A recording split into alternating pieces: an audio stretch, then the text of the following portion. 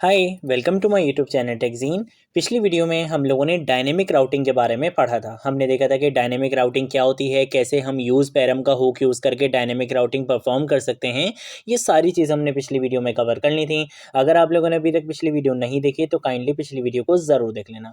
आज की वीडियो में हम देखेंगे कि हम कैसे अपने लिंक्स को स्टाइल कर सकते हैं। हम देखेंगे कि नेव लिंक का कंपोनेंट क्या होता है, क्यों यूज़ करना चाहिए, एक्टिव लिंक्स को हम कैसे स्टाइल कर सकते हैं। सारे इंपॉर्टेंट पॉइंट्स को हम इस वीडियो में डिस्कस करेंगे, ठीक है। तो आज की वीडियो भी बड़ी ज़बरदस्त होने वाली है। सबसे पहले तो मैं एक काम ये करता हूँ कि हमने होम और अबाउट के लिए कंपोनेंट बनाया हुआ था और उनके लिए हमने यहाँ पे राउटिंग भी सेट की हुई थी, ठीक है। मैं एक काम ये करता हूँ कि मैं एक कंपोनेंट जल्दी से और बना लेता हूँ जिसको मैं नाम दे दूंगा कॉन्टैक्ट का, ठीक है, कॉन्टैक्ट डॉट JSX। और यहाँ पे आके कंपोनेंट इस वजह से बना रहा हूँ ताकि कंपोनेंट हमारा इंक्रीज भी हो जाएगा और इसके साथ साथ राउटिंग का थोड़ा सा कॉन्सेप्ट भी आपका रिवाइज हो जाएगा। मैं यहाँ पे आगे RAFCE लिखूंगा, जिससे क्या होगा, मेरा react arrow functional base component बना दिया जाएगा एक्सपोर्ट स्टेटमेंट के साथ।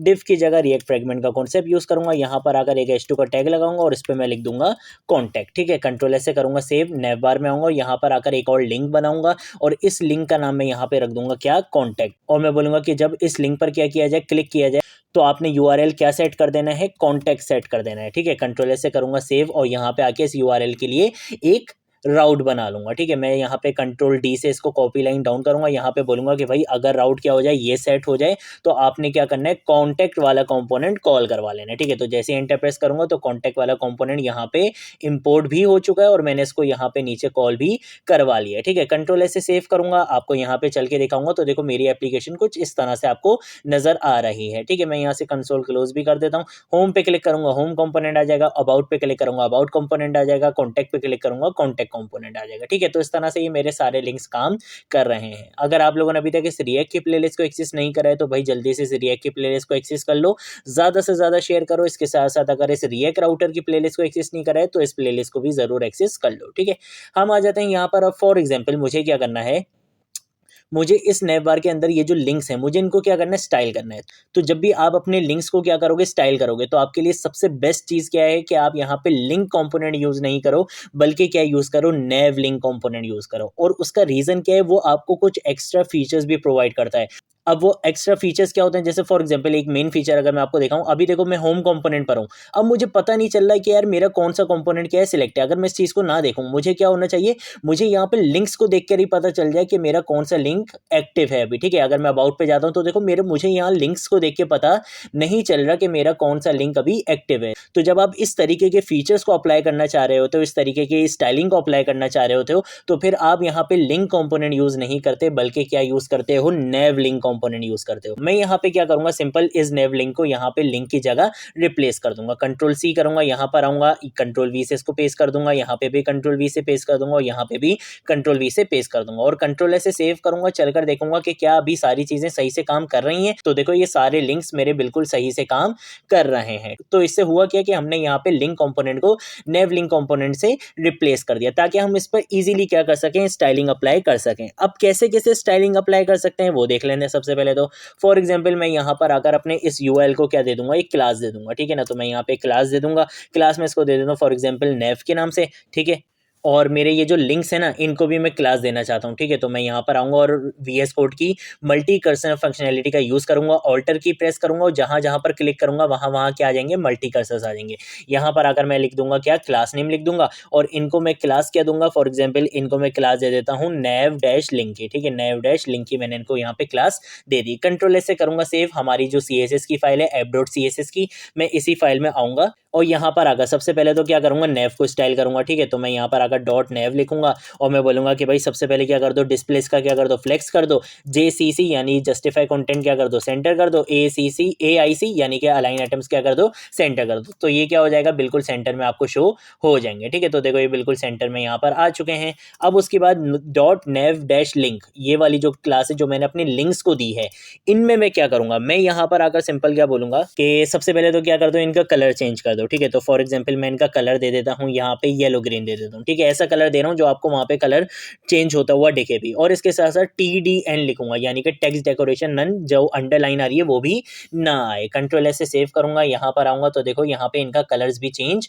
हो चुका है, ठीक है। अब फॉर एग्जाम्पल मैं होम पे क्लिक करता हूँ, ठीक है, मैं अबाउट पे क्लिक करता हूँ, तो देखो अबाउट वाला जो मेरा कंपोनेंट क्या है, एक्टिव है, उसका कलर देखो ये बाय डिफॉल्ट यहाँ पे चेंज दिखा रहा है। लिंक में ये चेंज नहीं दिखा रहा था, यहाँ पे ये बाय डिफॉल्ट चेंज दिखा रहा है। उसका रीजन क्या है, अगर मैं यहाँ पे राइट क्लिक करता हूँ और इंस्पेक्ट पे क्लिक करता हूँ, ठीक है, और मैं फॉर एग्जांपल आपको यहाँ पे लेके चलता हूँ, तो देखना जो मेरा एक्टिव लिंक है ना, यहाँ पे इसने क्या करा है, उसके साथ एक क्लास ऐड कर दी है एक्टिव की, जबकि ये क्लास मैंने नहीं दी है इसको। आप यहाँ पे देख सकते हो, मैंने लिंक्स को क्या क्लास दी है, मैंने लिंक्स को सिर्फ क्लास दी है नेव डैश लिंक की, लेकिन ये जो एक्टिव वाली क्लास है ये इसने खुद ऐड करी है। और ये कब ऐड होगी, जब आप क्या यूज करते हो, नेव लिंक यूज करते हो। अगर आप सिर्फ लिंक यूज करते हो तो ये क्लास ऐड नहीं होती है, एक्टिव लिंक वाली फंक्शनैलिटी इंप्लीमेंट नहीं होती है अगर आप लिंक कंपोनेंट यूज करते हो। तो इसीलिए ज्यादातर क्या यूज किया जाता है, नेव लिंक कंपोनेंट को यूज किया जाता है, ठीक है। तो ये एक्टिव क्लास है। फॉर एग्जांपल मैं होम पे क्लिक करूंगा तो देखो होम कंपोनेंट क्या हो गया, एक्टिव हो गया। तो अब ये वाली जो क्लास है वो किस पे आ जाएगी,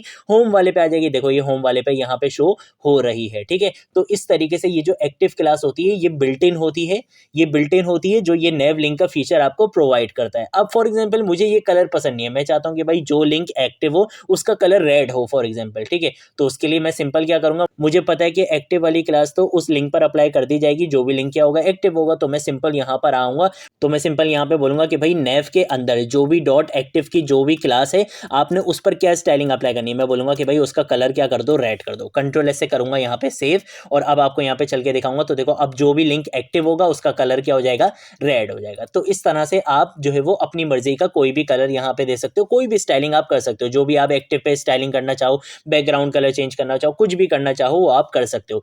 ये क्लास कहाँ से, ये क्लास खुद आ जाती है अगर आप क्या यूज करते हो, नेव लिंक कंपोनेंट यूज करते हो, ठीक है।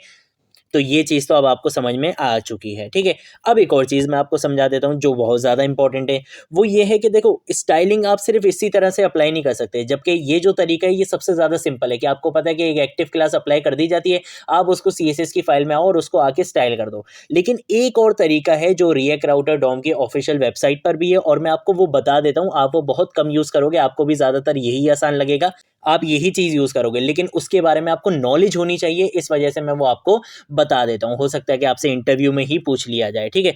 तो मैं यहाँ पर आऊँगा और यहाँ पर आकर मैं सबसे पहले तो एक काम ये करता हूँ कि मैं इसको यहाँ पे कमेंट कर देता हूँ, ताकि मैं आपको करके दिखाऊँ कि एक्चुअल में वो चेंजेस हो रही हैं, ठीक है। कंट्रोल से ऐसे यहाँ पे कमेंट कर देंगे, यहाँ पर आऊँगा और यहाँ पर आकर अब जो दूसरा तरीका है वो क्या है, वो होता है स्टाइल एट्रीब्यूट का यूज़ करके। अब स्टाइल एट्रीब्यूट को कैसे यूज़ कर सकते हैं, आप सिंपल यहाँ पर आओगे और यहाँ पर आकर लिखोगे सबसे पहले तो स्टाइल। अब इस स्टाइल के अंदर सबसे पहले आप क्या करोगे, यहाँ पे आके पैरेंथेसिस बनाओगे, क्योंकि यहाँ पे आप क्या करते हो, एक कॉल बैक फंक्शन बनाते हो, ठीक है। और इस कॉल बैक फंक्शन के अंदर एक क्या होगा, एक पैरामीटर पास करवाया जाएगा इज एक्टिव के नाम से, ठीक है। और ये जो पैरामीटर होगा ये भी क्या होगा, ऑब्जेक्ट की फॉर्म में होगा, ठीक है। तो मैंने यहाँ पे ऑब्जेक्ट की फॉर्म में इज एक्टिव के नाम से एक पैरामीटर यहाँ पे बना दिया। ये मेरा क्या है, कॉल बैक फंक्शन है। तो मैं यहाँ पे आके क्या करूंगा, एक एरो फंक्शन इस तरीके से इंप्लीमेंट कर लूंगा, ठीक है। अब इसके अंदर ये क्या करता है, ये रिटर्न करता है, ये क्या रिटर्न करता है, ये रिटर्न करता है एक ऑब्जेक्ट, और उसके अंदर आप यहाँ पे क्या बताते हो, अपनी प्रॉपर्टी बता दो। फॉर एग्जांपल मैं बैकग्राउंड कलर चेंज करना चाहता हूं, तो मैंने यहाँ पे लिख दिया बैकग्राउंड कलर, और मैं यहाँ पे आगे बोल दूंगा कि भाई इज एक्टिव, जो भी मेरा ये पैरामीटर है, अगर एक्टिव की वैल्यू क्या आ जाती है, ट्रू आ जाती है, यानी कि ये लिंक क्या है, एक्टिव है, तो फिर आपने क्या करना है, इसका बैकग्राउंड कलर फॉर एग्जांपल मैं बोल दूंगा कि आपने इसका बैकग्राउंड कलर कर देना है एक्वा। और अगर ये एक्टिव नहीं है तो फिर क्या करना है, आप चाहो तो आप इसको यहाँ पे नल भी छोड़ सकते हो। मैं फॉर एग्जांपल बोल देता हूँ कि भाई अगर ये एक्टिव नहीं है तो आप इसका बैकग्राउंड कलर क्या कर दो, येलो कर दो, ठीक है। सिंपल इस तरीके से। और यही चीज मैं किस पे लगा दूंगा, सारे लिंक्स पर अपने लगा दूंगा, ठीक है। तो इसी चीज को कंट्रोल C करूंगा और यहाँ पर आऊंगा, कंट्रोल V से इसको क्या कर दूंगा, पेस्ट कर दूंगा, ठीक है। इस तरह से स्पेस दे देते हैं, यहाँ पर आऊंगा, कंट्रोल V से इसको पेस्ट कर दूंगा, कंट्रोल S से करूंगा सेव, यहाँ पर आऊंगा और यहाँ पर अगर आप देख सकते हो अभी मेरा होम कंपोनेंट, अभी मेरा होम लिंक क्या है, एक्टिव है। तो जब भी होम का कलर यहाँ पे आपको एक्वा दिख रहा है, बाकी सबके कलर आपको येलो दिख रहे हैं। फॉर एग्जाम्पल मैं इस वाले लिंक को क्या कर देता हूँ, एक्टिव कर देता हूँ, तो देखो अब इसका बैकग्राउंड कलर चेंज हो गया और बाकी दो का कलर दूसरा है। इस लिंक को अगर एक्टिव कर दूंगा तो देखो इसका बैकग्राउंड कलर चेंज हो गया, बाकी दो का दूसरा है। ये थोड़ा सा मुश्किल है, ये थोड़ा सा स्टूडेंट्स को बहुत ज़्यादा मुश्किल लगता है, तो वो इस चीज़ को इतना ज़्यादा फॉलो नहीं करते हैं। वो सिंपल क्या करते हैं कि यहाँ पर आकर आप एक्टिव की क्लास को यूज़ करो, जो भी स्टाइलिंग देनी है वो आप यहाँ पर आकर दे सकते हो। लेकिन इसके बारे में आपको पता होना चाहिए, रिएक्ट राउटर डॉम की ऑफिशियल वेबसाइट में भी है ये तरीका, तो ये इसके बारे में भी आपको पता होना चाहिए कि इस तरह से भी काम हो सकता है। ठीक है, तो आज की वीडियो के लिए इतना ही। अगर कोई चीज़ नहीं समझ आए नीचे कमेंट सेक्शन में पूछ लेना, सोशल मीडिया अकाउंट्स पे पूछ लेना, मैं ज़रूर आप लोगों को रिस्पॉन्ड करूंगा। अब हम मिलेंगे नेक्स्ट वीडियो में नेक्स्ट टॉपिक के साथ, तब तक के लिए बाय बाय।